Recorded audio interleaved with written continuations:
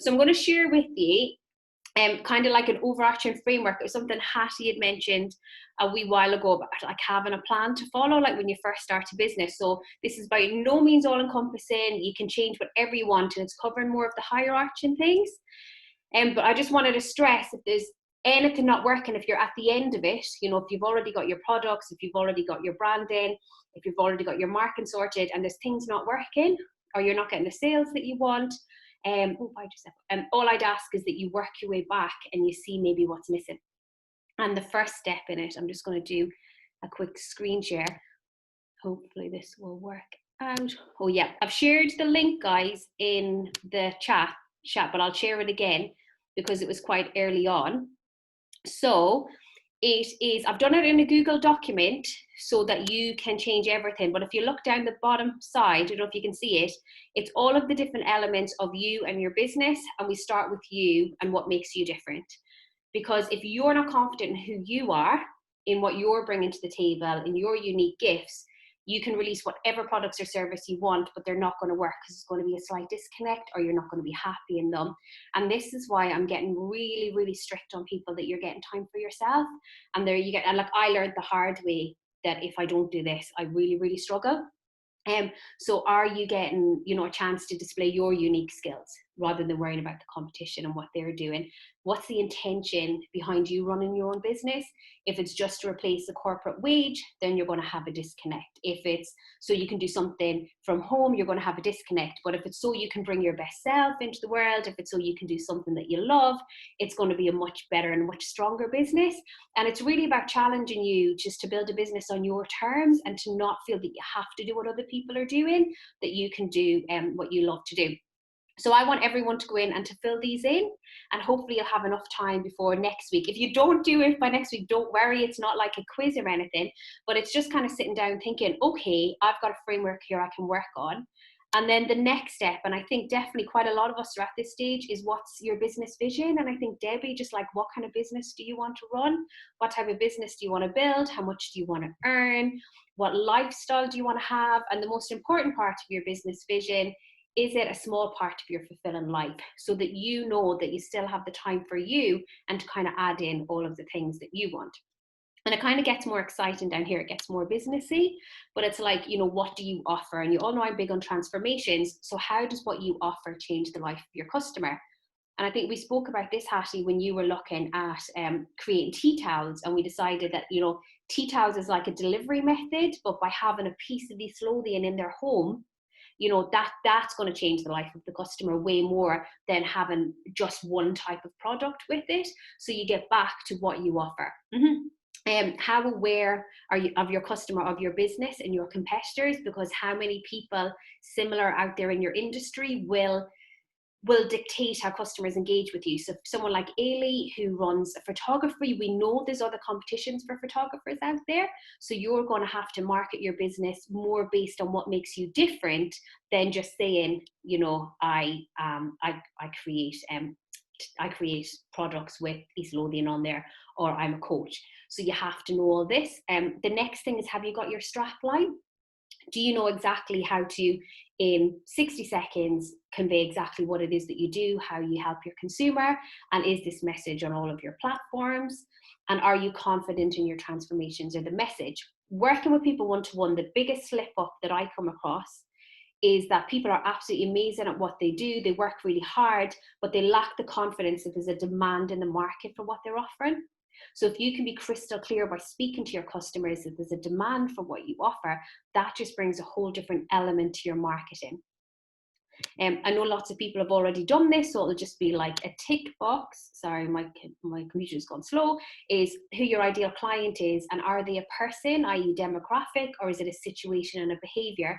So for someone like Debbie, if you're looking for a niche, and you know people might do smaller weddings, you might look at people getting married for a second time instead of a first, and that would be a situation, like that would be a behavior. They're not, you know, 25 to 35, you know, looking for this big wedding, but they're wanting a second wedding. They've probably got more money, they want it more intimate, but they're going to pay for someone to support them. How can you get to know your customers inside and out?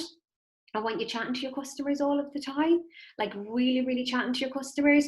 So going into the local Facebook groups and searching things. So for example, I work with a sleep consultant and I'm like, you should join all of the vegan mums and attachment parenting Facebook groups and just do a search for sleep and see what they're talking about and see how you can get to know them. Debbie, there's a really cool group at home called Help I'm Getting Married. I'm in it for my mum. But they ask like random questions like, what did you have for dinner on your wedding day? And then you'll get like 500 people commenting on it. So start to find the Facebook groups and make a list of them and start to wonder where they hang out, because you can use this for market research. What language do they use? Claudia mentioned this earlier. This is a really important one, because if we start to use language that we think they want to hear from us instead of the language that we would naturally lose, we're going to lose our clients.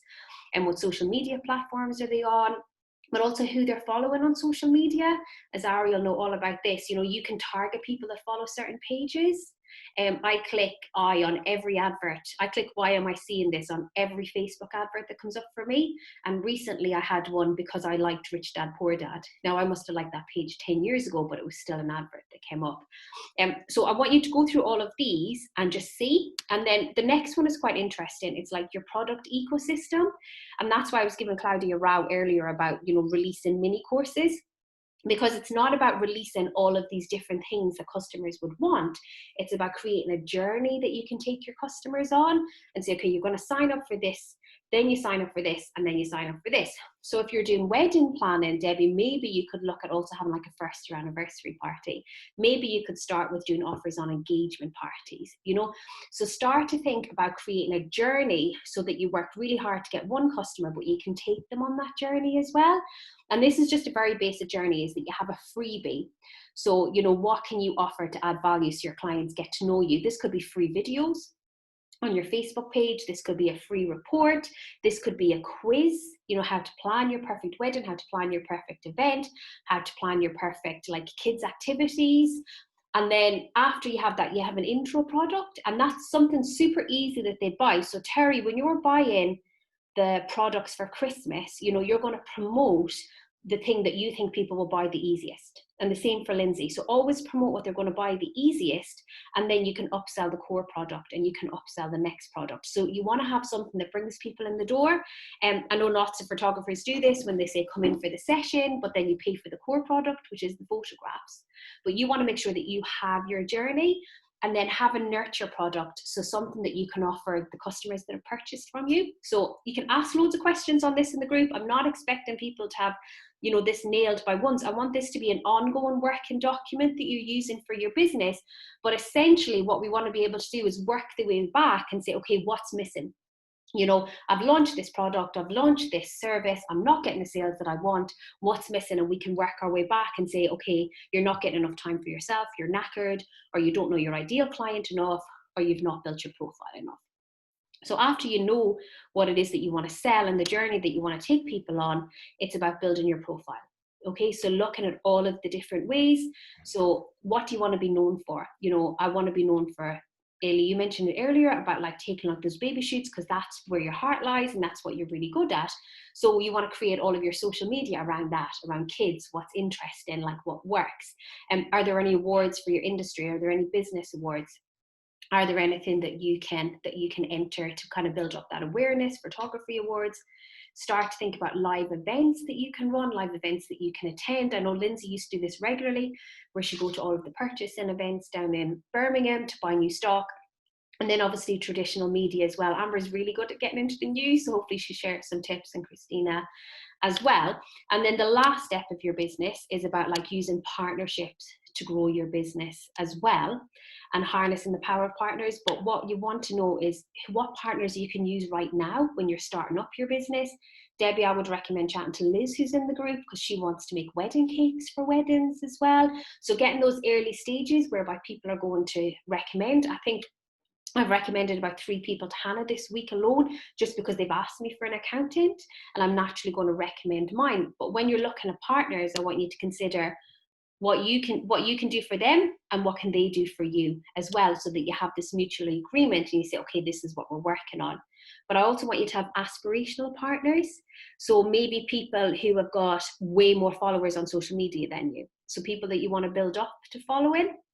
And then again, what can you do for them and what can they do for you? And experts in your industry that you can maybe learn from. So I hope this makes sense. I just want people, I'm going to share the link in the group again and share the link, but I want people to make a copy of it. So just go to file up here, make a copy so that it's your own and you can rename it, but keeping something there that you know that you can just refer back to. So if you turn around and you say, well, I've got these products, I'm starting to raise my profile, but nobody's buying, maybe we go back and say, well, are you communicating with your ideal client enough? Are you using the right language? Hopefully we'll be able to track back what's working and what's not working. And I'll work out how to stop sharing the screen now in a second.